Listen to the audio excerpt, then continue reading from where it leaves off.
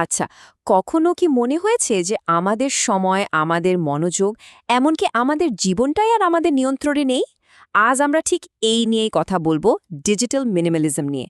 এটা এমন একটা দর্শন যা আমাদের শেখাবে কিভাবে টেকনোলজির দাস না হয়ে বরং এর প্রভু হওয়া যায়। চলুন এই নিয়ন্ত্রণ ফিরে পাওয়ার জার্নিটা শুরু করা যাক। এই পুরো আলোচনাটায় আমরা মোট 5টা ধাপে এগোবো। প্রথমে দেখব আমরা আসলে কিভাবে এই ডিজিটাল ফাঁদে আটকা পড়ি। এরপর জানব কেন আমরা ঘন্টার পর ঘন্টা স্ক্রল করেই যাই। তারপর ডিজিটাল মিনিমালিজম জিনিসটা আসলে কি সেটা বুঝব। আর সেখান থেকে আমাদের মনোযোগ আর স্বাধীনতা ফিরে পাওয়ার কিছু দারুণ কৌশল শিখব। আর সবশেষে দেখব স্ক্রিনের বাইরে জীবনটা কতটা সুন্দর হতে পারে। তো চলুন আমাদের প্রথম পর্বে আসা যাক, ডিজিটাল ফাঁদ। এটা আমাদের সবারই খুব চেনা একটা অনুভূতি, তাই না? যখন আমরা নিজেদের অজান্তেই আমাদের ফোনের একটা অদৃশ্য জালে জড়িয়ে পড়ি। ধরুন একটা খুব চেনা দৃশ্য, সকালে ঘুম ভাঙল, ভাবলেন শুধু সময়টা দেখবেন, ফোনটা হাতে নিলেন, আর ব্যাস, কখন যে 15 মিনিট কেটে গেল ইনস্টাগ্রাম বা ফেসবুক ঘাঁটতে ঘাঁটতে টেরই পেলেন না। অন্য জরুরি কাজ পড়ে রইল, আর আপনি আটকে গেলেন একটা ডিজিটাল গোলকধাঁধায়। ঠিক এখানেই প্রশ্নটা আসে, ফোনটা কি আমরা ব্যবহার করছি, নাকি ফোনই আমাদের ব্যবহার করছে? ভাবছেন ব্যাপারটা কতটা সিরিয়াস? শুনলে অবাক হবেন। কনজিউমার অ্যাফেয়ার্সের একটা গবেষণা বলছে মানুষ দিনে গড়ে কতবার জানেন? 144 বার তাদের ফোন চেক করে। ভাবা যায়, 144 বার। প্রত্যেকবার ফোন চেক করার সাথে সাথে আমাদের মনোযোগটা কিন্তু ভেঙে টুকরো টুকরো হয়ে যাচ্ছে। আর এই যে দিনে গড়ে 4.5 ঘন্টা আমরা ফোনে কাটাচ্ছি, এটার মানে কি জানেন? এর মানে হলো বছরে প্রায় 68 দিন, মানে 2 মাসেরও বেশি সময় আমরা শুধু একটা স্ক্রিনের দিকে তাকিয়ে কাটিয়ে দিচ্ছি। একবার শুধু ভাবুন তো, এই সময়টা দিয়ে কি না করা যেত? হয়তো একটা নতুন ভাষা শেখা যেত, বা কোনো বাদ্যযন্ত্র। জীবনে কত দারুণ কিছু করা যেত, তাই না? এখন প্রশ্ন হলো, আমরা কেন এমনটা করি? অনেকেই হয়তো ভাবেন এটা আমাদের নিজেদের ইচ্ছাশক্তির সমস্যা। কিন্তু আসল সত্যিটা হলো, সমস্যাটা আপনার বা আমার নয়। এর পেছনে কাজ করছে বিলিয়ন ডলারের ডিজাইন আর সাইকোলজি। ব্যাপারটা হলো, আপনার ফোনের স্ক্রিনের ওপাশে হাজার হাজার ব্রিলিয়েন্ট ইঞ্জিনিয়ার বসে আছেন, যাদের একমাত্র কাজ হলো আপনাকে অ্যাপের ভেতরে আটকে রাখা। টেক কোম্পানিগুলো কোটি কোটি ডলার খরচ করছে শুধু এই একটা কারণে, যাতে আমরা স্ক্রিন থেকে চোখ সরাতেই না পারি। মানে আমাদের এই আসক্তিটা কিন্তু কোনো দুর্ঘটনা নয়, এটা একটা নিখুঁত প্ল্যান। কখনো ভেবে দেখেছেন যে আমাদের পকেটে আসলে একটা স্লট মেশিন ঘুরে বেড়াচ্ছে? সোশ্যাল মিডিয়া অ্যাপগুলো একটা দারুণ মনস্তাত্ত্বিক কৌশল ব্যবহার করে, যার নাম ইন্টারমিটেন্ট পজিটিভ রিএনফোর্সমেন্ট। ঠিক ক্যাসিনো স্লট মেশিনের মতো।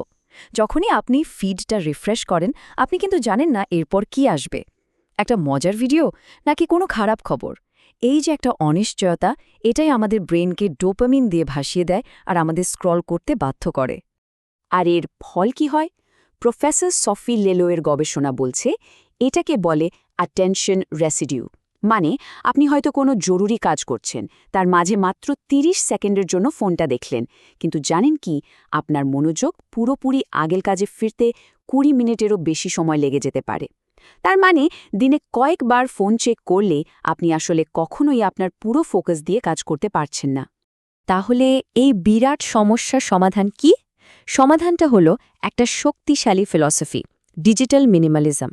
আর এটা কিন্তু শুধু স্ক্রিন টাইম কমানোর ব্যাপার নয়, এটা হলো একটা উদ্দেশ্য নিয়ে জীবন কাটানোর একটা উপায়। লেখক ক্যাল নিউপোর্টের একটা দারুণ সংজ্ঞা দিয়েছেন। উনি বলছেন এটা এমন একটা দর্শন যেখানে আপনি আপনার অনলাইন সময়টাকে খুব সাবধানে বেছে নেয়া কয়েকটা কাজেই সীমাবদ্ধ রাখেন।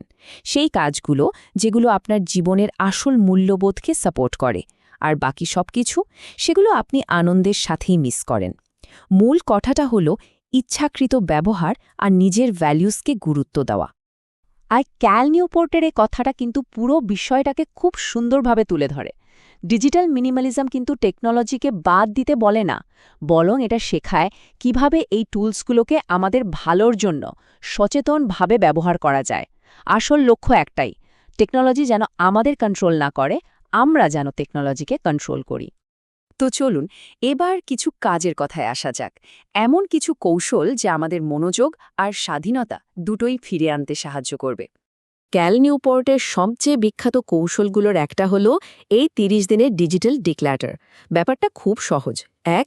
৩০ দিনের জন্য সব অপ্রয়োজনীয় টেকনোলজি মানে অ্যাপ, ওয়েবসাইট এগুলো থেকে একটা ব্রেক নিন। ২.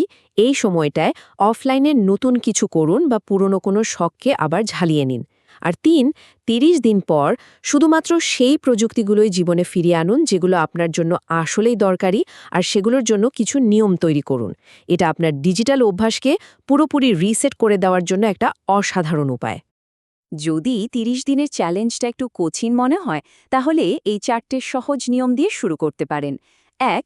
বেডরুমকে ফোন ফ্রি জোন বানিয়ে ফেলুন। ২. ওয়ান স্ক্রিন রুল মেনে চলুন, মানে টিভি দেখার সময় ফোন ব্যবহার নয়। ৩.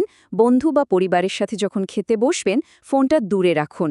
আর ৪. সপ্তাহে একটা দিন ডিজিটাল সাবাত পালন করুন, মানে ২৪ ঘন্টা কোনো স্ক্রিন নয়। বিশ্বাস করুন, কিচ্ছু হবে না। এখন কথা হলো, এই সব কিছু করার পর আমরা কি পাব? যখন মনোযোগটা নিজের হাতে ফিরে আসে, তখন স্ক্রিনের বাইরের জীবনটা আসলে কেমন হয়? যে পুরস্কারগুলো আপনি নিজের জীবনে অনুভব করতে পারবেন, সেগুলো হলো অনেক শান্ত সকাল আর দারুণ একটা ঘুম, কাজে গভীর মনোযোগ যার ফলে প্রোডাক্টিভিটি বাড়বে, প্রিয়জনদের সাথে সম্পর্কগুলো আরও মজবুত হবে কারণ আপনি তাদের সময় দেবেন, মানসিক স্থিতি বাড়বে আর নিজের শখ বা নিজের সাথে কাটানোর জন্য অনেক বেশি সময় পাবেন। এগুলো কিন্তু কোনো ফাঁকা বলি নয়, এগুলো একদম বাস্তব পরিবর্তন। মূল আইডিয়াটা হলো, এই যে আমরা ঘন্টার পর ঘন্টা উদ্দেশ্যহীনভাবে স্ক্রল করি, এটাকে বলা হয় লো কোয়ালিটি লিজার। এর বদলে হাই কোয়ালিটি লিজারে সময় দেওয়া, মানে এমন কিছু করা যা অ্যাক্টিভ, যেখানে কোনো স্কিল লাগে বা যা সামাজিকভাবে করা যায়, যেমন ধরুন গিটার বাজানো, নতুন কিছু রান্না করা বা বন্ধুদের সাথে মন খুলে আড্ডা দেওয়া। এই কাজগুলোই কিন্তু আমাদের মন আর আত্মাকে সত্যি সত্যি রিচার্জ করে। আর সব শেষে এই প্রশ্নটা থাকলো আপনার জন্য, আমাদের মনোযোগই কিন্তু আমাদের সবচেয়ে দামি সম্পদ। যদি এই মনোযোগের পুরো কন্ট্রোলটা আপনার হাতে ফিরে আসে, তাহলে জীবনে কি অর্জন করবেন বলে মনে হয়? বিশেষ করে তরুণ প্রজন্মের জন্য, যাদের সামনে গোটা জীবনটা পড়ে আছে, তাদের জন্য এই কন্ট্রোল ফিরে পাওয়া মানে অসীম সম্ভাবনার একটা দরজা খুলে দেওয়া। একবার ভাবুন তো সেই সম্ভাবনাটার কথা।